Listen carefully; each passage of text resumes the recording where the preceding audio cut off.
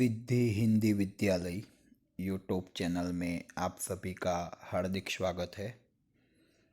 विद्यार्थी मित्रों, आज हम कक्षा 9 में विज्ञान और टेक्नोलॉजी विषय में चैप्टर 5 सजीव का आधारभूत मात्रक के बारे में आगे अभ्यास करेंगे। बच्चों, पिछले वीडियो में हमने कोशिका की खोज कौन से वैज्ञानिक ने की थी, सर्वप्रथम कोशिका शब्द का प्रयोग कौन से वैज्ञानिक ने किया था, अलग अलग वैज्ञानिकों का जीव विज्ञान के संदर्भ में योगदान, कोशिका की संख्या के आधार पर सजीवों के प्रकार के बारे में अभ्यास किया था। बच्चों, आज के इस वीडियो में हम कोशिका के बारे में आगे अभ्यास करेंगे।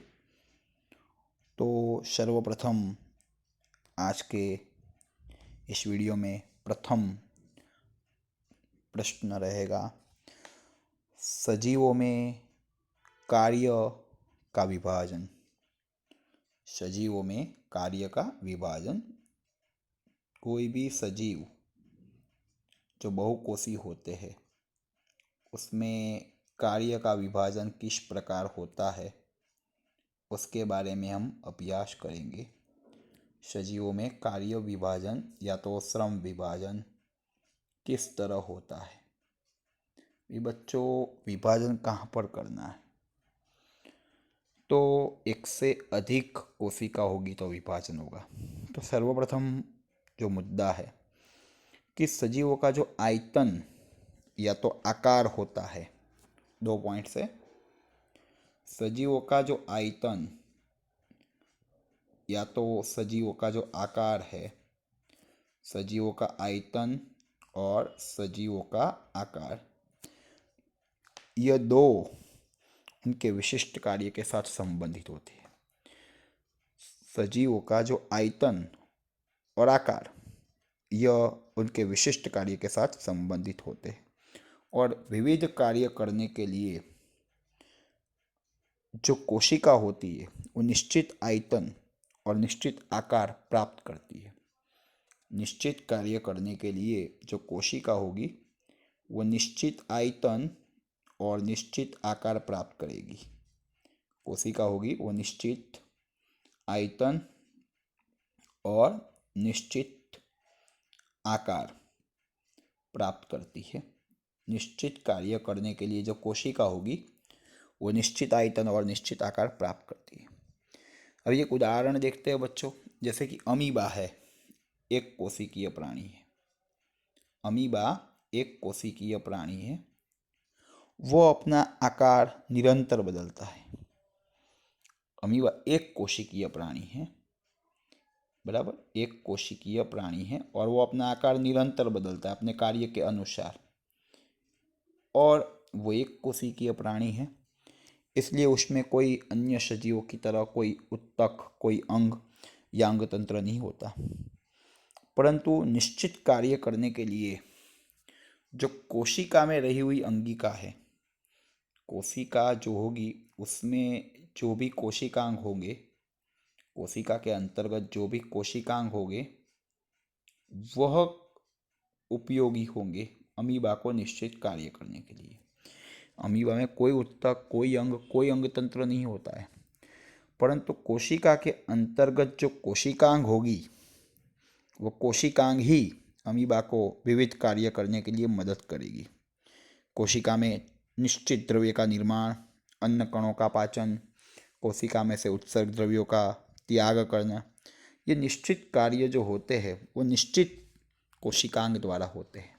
अमीबा में कोई अंग या कोई तंत्र नहीं होता है, कोई उत्तक भी नहीं होती है, परंतु अमीबा में जो सारे कार्य होंगे वो कोशिका में रहे हुए कोशिकांग द्वारा होते हैं।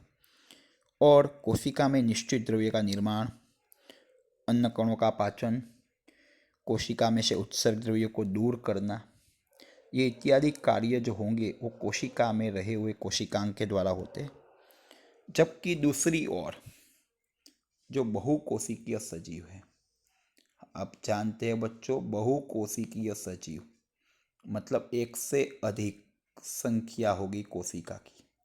बहुकोशिकीय सजीव में जो कार्य का विभाजन होता है, उदाहरण है मनुष्य शरीर के अलग अलग भाग अलग अलग कार्य करते हैं। जैसे कि आप समझ लेते हैं हृदय।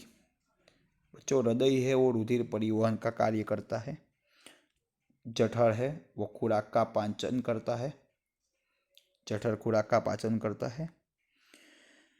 दूसरी बात है, सजीवों के कोशिकाओं के आकार भी निश्चित होते हैं। जैसे कि तंत्रिका कोशिका, रक्तकण, विविध प्रकार के पेशी कोशिका। कोशिका के आकार भी निश्चित होते हैं।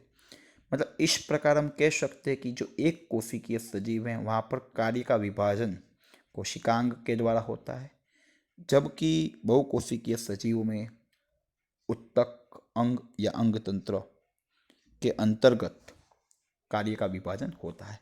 बच्चों, पूरे प्रश्न को हम एक साथ में देखने का प्रयत्न करेंगे कि सजीवों में जो आयतन या आकार, सजीवों में आयतन या तो आकार उनके विशिष्ट कार्य के साथ संबंधित होता है। सजीवों में आयतन अथवा आकार उनके विशिष्ट कार्य के साथ संबंधित होता है और निश्चित कार्य करने के लिए निश्चित कोशिका निश्चित आयतन और निश्चित आकार प्राप्त करती है। उदाहरण है अमीबा है, एक कोशिकीय प्राणी है। वो अपना आकार निरंतर बदलता रहता है और एक कोशिकीय प्राणी है, मतलब उसमें एक ही कोशिका है, तो उसमें कोई पेशी, कोई उत्तक, कोई अंग नहीं होता है। तो यह अमीबा में निश्चित कार्य किसके द्वारा होगा? तो कोशिका में रहे हुए कोशिकांग द्वारा होता है। जैसे कि कौन से कार्य? कोशिका में निश्चित द्रव्य का निर्माण होना, अन्न कणों का पाचन होना, कोशिका में से उत्सर्ग द्रव्य का त्याग होना। जबकि बहुकोशिकीय जो सजीव है, ठीक है, उसमें कार्य का विभाजन होता है। उदाहरण है मनुष्य शरीर के अलग अलग भाग। मनुष्य खुद बहुकोषी सजीव है, तो मनुष्य शरीर के अलग अलग भाग अलग अलग कार्य करते हैं। जैसे हृदय है, रुधिर परिवहन का कार्य करता है। जठर है, वो खुराक का पाचन करता है, बराबर। और ऐसे सजीवों में कोशिकाओं का आकार भी निश्चित होता है, जैसे कि तंत्रिका कोशिका, रक्तकण, विविध प्रकार के पेशी कोश। मतलब एक कोशी सजीव में जो कार्य का विभाजन होगा वो कोशिकांग के स्तर पर, जबकि बहुकोशिकीय सजीवों में जो कार्य का विभाजन है वो कोई उत्तक, कोई अंग या अंग तंत्र के स्तर पर हुआ होता है।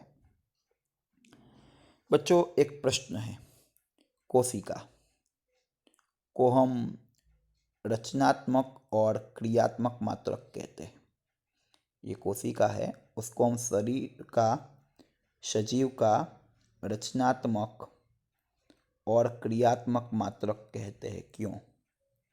कोशिका को सजीव का रचनात्मक और क्रियात्मक मात्रक कहते हैं। क्यों?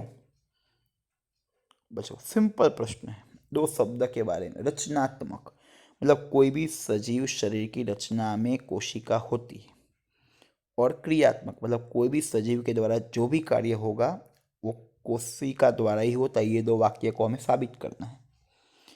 अभी एक कोशी सजीव है, वो एक ही कोशिका का बना है, मतलब उसकी रचना हो गई कोशिका से ही, और उनके सभी कार्य ये कोशिका के द्वारा ही होते हैं, मतलब क्रियात्मक भी हो गया। एक कोशिकीय सजीव एक ही कोशिका से बना है, मतलब उसकी रचना एक ही कोशिका से हुई और उसके सभी कार्य वो एक ही कोशिका करती है। ठीक है, मतलब हम कह सकते हैं कि कोशिका एक कोशिकीय सजीव का रचनात्मक और क्रियात्मक मात्रक है। जबकि जो उच्च कक्षा के बहुकोशिकीय सजीव है, जैसे कि उत्तक, अंग या अंग तंत्र, बराबर, बहुकोशिकीय सजीव उसमें अंग हो सकते हैं, उत्तक, अंग तंत्र भी होते हैं, फिर भी उनके जीवन की शुरुआत फलितांड से होती है। उनकी जीवन की शुरुआत फलितांड से होती है। और बहुकोशिकीय सजीव में श्वसन, प्रकाश संश्लेषण, उत्सर्जन, प्रजनन, ये सभी जो कार्य होते हैं वो कोशीय स्तर पर होते हैं। मतलब रचना फलितांड से होती है और जो कार्य होंगे वो कोशिका द्वारा ही होते हैं, कोई भी कार्य। तो हम इस प्रकार कह सकते हैं कि कोशिका को सजीव शरीर का रचनात्मक और क्रियात्मक मात्रक कहते हैं, क्योंकि अल्टीमेटम कोई भी कार्य सजीव शरीर का वो कोशिका द्वारा ही होता है। कोई भी कार्य कोशिका द्वारा ही होता है, इसीलिए हम कह सकते हैं कि कोशिका वो सजीव शरीर का रचनात्मक और क्रियात्मक मात्रक है।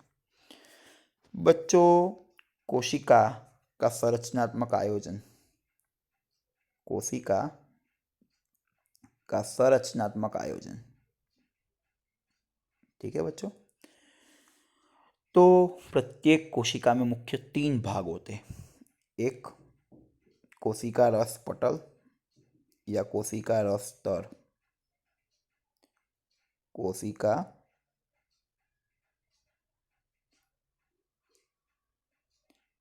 रस स्तर। दूसरे नंबर पर है बच्चों कोशिका केंद्रक,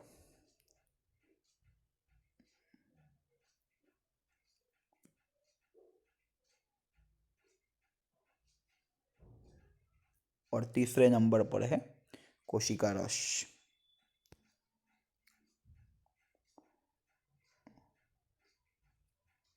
कोई भी शरीर में कोशिका में 3 भाग होते हैं।